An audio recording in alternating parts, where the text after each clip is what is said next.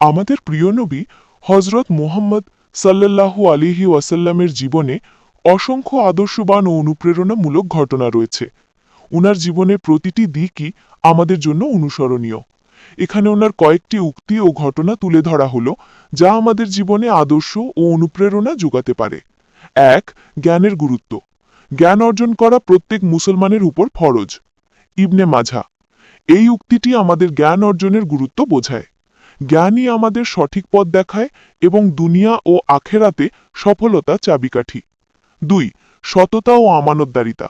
রসুলুল্লাহ সাল্লাল্লাহু আলাইহি ওয়াসাল্লাম নবুয়তি প্রাপ্তির পূর্বেও আল আমিন উপাধিতে ভূষিত ছিলেন।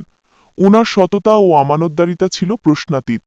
এটি আমাদের শেখায় যে সততা ও বিশ্বস্ততা সকল সম্পর্কের ভিত্তি এবং এর মাধ্যমেই সমাজে সম্মান ও আস্থা অর্জন করা যায়। ৩.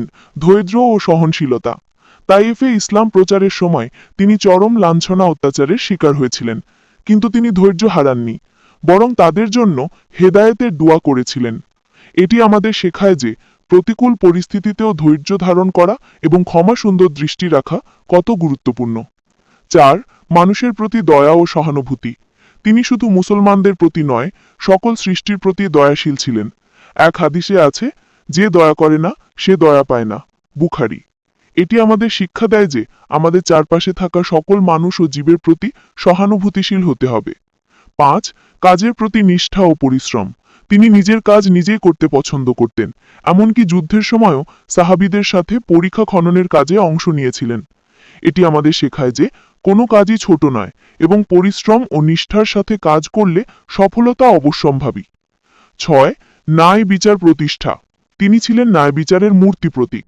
একবার এক ধনাঢ্য মহিলার চুরির অপরাধে হাত কাটার নির্দেশ দিয়ে বলেছিলেন, যদি আমার মেয়ে ফাতিমাও চুরি করত তবে আমি তার হাত কেটে দিতাম।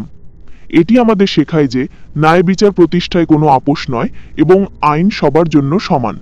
নবীজির এই আদর্শগুলো অনুসরণ করে আমরা একটি সুন্দর, সমৃদ্ধ এবং শান্তিপূর্ণ জীবন ও সমাজ গড়ে তুলতে পারি। তার জীবন ছিল মানব জাতির জন্য এক উজ্জ্বল আলোকবর্তিকা।